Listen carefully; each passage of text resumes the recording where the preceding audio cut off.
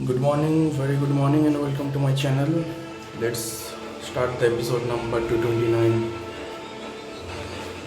आदित्य और अमित दोनों ही वहां पर चुपचाप खड़े हुए थे। दोनों में से कोई भी कुछ भी नहीं कह रहा था, लेकिन दोनों के ही दिमाग में ये बात चल रही थी कि आज शायद अनुराग और निखिल का काम खत्म हो जाएगा। आदित्य को यह बात अच्छे से पता थी कि अनुराग और निखिल ने ट्विंकल का शारीरिक रूप से शोषण किया था। उसकी वजह से अमित भी गुस्सा है और वो अभी मृणाली के साथ भी वही करने की कोशिश कर रहे हैं। ये बात सोचकर उसके मन में वही इमेज आने लगी जहां पर पिछली जिंदगी में मृणाली मर गई थी। वो उसे इस बार मरा हुआ नहीं देख सकता था और इस चीज की वजह से ही उसे कहीं ना कहीं डर भी लग रहा था कि वो उसे एक बार फिर से ना खो दे। लेकिन पिछली जिंदगी में उसके पास मौका नहीं था जो इस जिंदगी में है। वो वहां पर खड़ा हुआ बस यही सोच रहा था कि वो जल्दी से यहां से चला जाए। उसके दिल की धड़कन अभी भी तेज थी और कहीं ना कहीं उसे इस चीज के लिए परेशान कर रही थी कि वो शायद लेट ना हो जाए, क्योंकि सब कुछ पिछली बार जैसा ही हो रहा है। पिछली बार भी जब वो अपने होटल रूम से दूर था तब उसे उस आदमी का फोन आया था जिसने उसे बताया था कि उसे मनाली से दूर नहीं जाना चाहिए था। जब तक मनाली के पास आदित्य पहुंचा था तो वो मर गई थी और उस बात के लिए ही वो अपने आप को आज तक कोसता रहता है। लेकिन वो इस बार बिल्कुल भी ऐसा नहीं करना चाहता था। इस बार वो कोई भी मौका नहीं खोना चाहता था और रिग्रेट नहीं करना चाहता था। उसने 10,000 साल का सफर तय किया है और इतनी सारी चीजों को करके आज वो यहाँ खड़ा है, तो वो इस मौके को नहीं खो सकता। उसके मन में यही बातें चल रही थी और उसे तड़प मच रही थी कि वो किसी तरह अनुराग और निखिल को मार देगा और फिर अपनी प्रॉब्लम का एक पार्ट पूरी तरह से खत्म कर देगा। वो इसी बात को सोचकर नर्वस हो रहा था और उसमें अपना पांव फैला रहा था। उसके पैर की वजह से जो वाइब्रेशन हो रही थी, उसकी वजह से अमित ने जब उसकी तरफ देखा तो वो अभी भी उसे किसी बारे में सोचता हुआ दिख रहा था। उसे समझ आ रहा था कि आदित्य ने ऐसा कभी नहीं सोचा था कि उसे उन दोनों को मारना पड़ेगा, और शायद अमित ने ज्यादा ही ओवर रिएक्ट कर दिया। पर वो अपनी इस बात को वापस भी नहीं ले सकता था जो उसने आदित्य से कही थी, और ना ही उसे दूसरी चीज कह सकता था, क्योंकि कहीं ना कहीं उसके मन में अनुराग और निखिल से ट्विंकल की मौत का बदला लेने की सोच चल ही रही थी और वो बस इस चीज के लिए डिटर्मिनेशन दिखा रहा था। उसने सोचा कि ऐसे टाइम पर चुप रहना ही सही रहेगा और वो भी बस उसके साथ खड़ा रहा। वो दोनों ऐसे ही चुप खड़े थे तब वजीर अपने कमरे से निकला और चलते हुए उनके पास आने लगा। जब आदित्य ने उसे अपने पास आता हुआ देखा तो उसने देखा कि उसके हाथ में एक पिस्टल थी जो ब्लैक कलर की थी और बिल्कुल ऐसी ही लग रही थी जैसे पुलिस वाले अपने पास रखते थे। वो आया और उसने वो गन आदित्य को पकड़ा दी। आदित्य ने जब उस गन को पकड़ा तो उसे समझ आ गया कि वो लोडेड है और उसका वजन बहुत भारी लग रहा था। जब उसने उस गन को पकड़ा तो उसका हाथ कांप रहा था और वो बस उसी तरह से उसे कंटिन्यूअसली देख रहा था। उसे विश्वास नहीं हो रहा था कि पहली बार उसके हाथ में कोई गन थी और वो उससे ऐसा कुछ करने जा रहा है जिसकी वजह से उसकी पूरी जिंदगी बदलने वाली है। वो बस उसे ही घूरे जा रहा था और सोच रहा था कि अगर उसके पास पहले ही एक गन होती तो शायद वो चीजों को बहुत ज्यादा बदल चुका होता और अभी उसे ये करने की जरूरत नहीं पड़ती। वो जब गन को उसी तरह देख रहा था तब वजीर ने कहा, ग्लोक 47, इसमें 9mm की गोलियां डलती हैं और ये मैंने मेरे प्राइवेट यूज के लिए रखी थी, क्योंकि हमारी लाइन के बिजनेस में कभी भी इसकी जरूरत पड़ जाती है, इसलिए मैं हमेशा इसे अपने पास ही रखता था, लेकिन आज तक यूज नहीं की। अभी भी सारी बुलेट्स लोडेड हैं और हम इसे यूज कर सकते हैं, क्योंकि उसका लाइसेंस भी मेरे पास है, तो हमारे लिए चिंता की भी कोई बात नहीं है।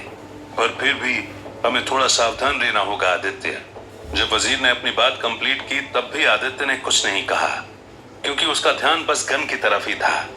उसके मन में वही ख्याल चल रहे थे कि वो किस तरह से इस गन से इतनी सारी चीजें बदल सकता है और कैसे अपनी जिंदगी कंट्रोल में ला सकता है। वजीर ने जब उसे देखा तो उसे समझ आ गया कि यह बिल्कुल वैसा ही इफेक्ट था जैसा उसे पहली बार गन पकड़ने पर हुआ था। ये बिल्कुल ऐसा लगता है जैसे कोई आदमी सिगरेट पी रहा हो और धीरे धीरे करके उसका नशा चढ़ता रहता है और एक टाइम के बाद सिगरेट जैसी चीज हाथ में इतनी सही लगती है कि कोई भी छोड़ना नहीं चाहता।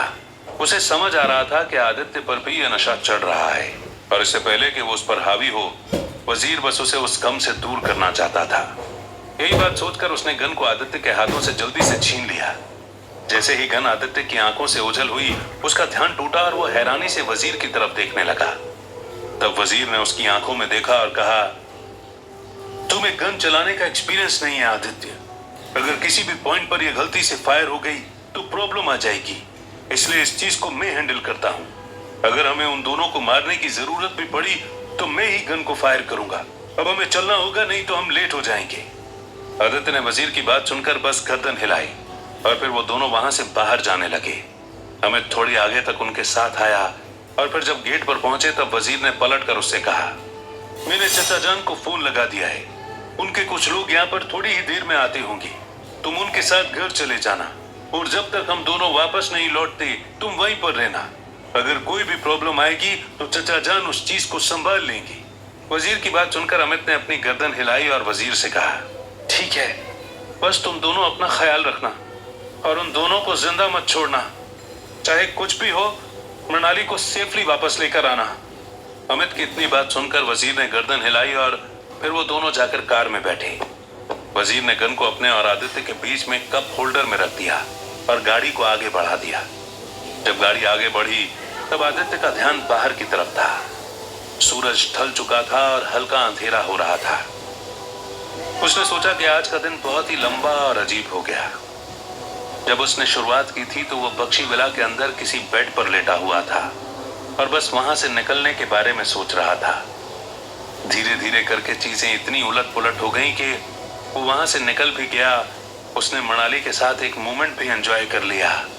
अनुराग और निखिल के घर में डॉक्यूमेंट को भी तलाश कर लिया और अब वो उन दोनों को मारने जा रहा है।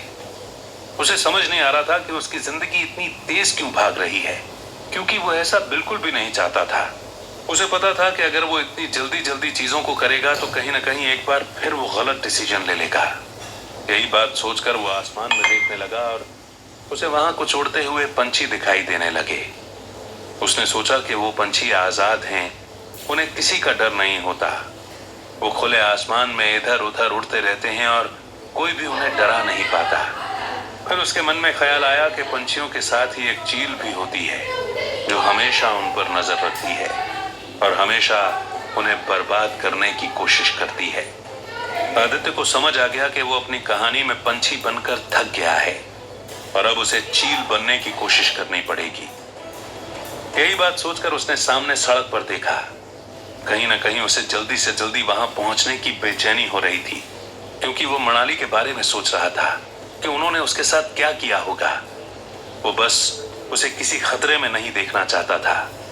लेकिन फिर उसके मन में अचानक से ये ख्याल आया कि कहीं निखिल ने उससे झूठ तो नहीं बोला और वो वहां उसे मिले ही नहीं जहां उन्होंने उसे बुलाया था। उसने सोचा कि निखिल और अनुराग ने उसे फोन लगाकर डिस्ट्रैक्ट करके किसी दूसरे रास्ते पर भेज दिया ताकि वो भटक जाए और तब वो अपना चांस देखकर यहां से निकल जाए, क्योंकि उन्हें पता था कि आदित्य उन्हें ढूंढ रहा है और उसके लिए वो घर और कंपनी भी गया था। शायद वो इस एग्जीक्यूशन का प्लान बना रहे थे और जब आदित्य वजीर के घर से निकला होगा तब उन्हें इस चीज की छूट मिल गई होगी। जब ये बात आदित्य के दिमाग में आई तो उसे फिर से घबराहट होने लगी और उसे डर लगने लगा कि वो क्या करेगा। वो अपने हाथों को थोड़ा सा रिलैक्स पोजीशन में ला ही रहा था कि तभी उसका हाथ गन पर पड़ा और उसने उसकी तरफ देखा। एक बार फिर से वही नशा उसकी रगों के अंदर दौड़ गया और उसने गन को उठा लिया। वो बस कंटिन्यूअसली उसकी तरफ देखे ही जा रहा था। उसका वजन भारी था और उसका हाथ भी दुख रहा था, लेकिन उसे उस चीज से फर्क नहीं पड़ रहा था। वो बस उस गन से किसी को चोट पहुंचाना और मारना चाहता था। उसकी आंखों में एक अलग ही तरीके का गुस्सा था जो किसी को भी नहीं दिख रहा था और वो बस उस चीज को एंजॉय करना चाह रहा था। लेकिन कहीं ना कहीं उसे पता था कि ऐसा करने की वजह से कुछ कॉन्सिक्वेंसेस भी होंगे जो उसे झेलने पड़ेंगे। शायद वो उन दोनों की मौत के बाद ढंग से जी न पाए, क्योंकि आज तक किसी भी आदमी को उसने जानबूझकर नहीं मारा है और जो आज वो करने वाला है वो पहली बार ही होगा। उसने एक पल के लिए सोचा कि वो वजीर के कहने पर चलेगा और उसे ही इन दोनों को मारने का मौका देगा, लेकिन फिर उसके मन में आया कि अगर उसने वजीर को गन पकड़ा दी तो उसके 10,000 साल के सफर को पूरा करने का कुछ मतलब नहीं निकलेगा और ना ही इस चीज से कोई फर्क पड़ेगा कि वो यहाँ पर दूसरा जन्म लेकर आया है। ये काम उसे खुद ही करना था। यही बात सोचकर उसने धीरे से वजीर की तरफ देखा। उसका ध्यान ड्राइविंग की तरफ ही था और तब उसने जल्दी से उस गन को अपने बेल्ट के यहाँ पर छुपा लिया। वजीर का ध्यान उस पर गया नहीं और आदित्य बस उसे अपने शरीर पर टच होता हुआ महसूस करने लगा। उसने सोचा कि अब किसी भी तरीके से वजीर को पता नहीं चल पाएगा कि आदित्य ने गन को अपने पास रख लिया है और वो फिर अपना काम पूरी तरह से फिनिश कर देगा। इस बात को सोचकर ही वो खुश हो रहा था और एक बार फिर से बाहर की तरफ देखने लगा। धीरे धीरे करके वो आगे बढ़ने लगे और थोड़ी ही देर में आदित्य को समझ आया कि वो उस रास्ते पर मुड़ चुके हैं जहां पर आगे पुराने गैरेज और वो अपने मिशन को खत्म करने के लिए तैयार हो गया था। Thanks for hearing. कल 7-8 एपिसोड आएगा तो तैयार रहेगा कल के लिए। Thank you.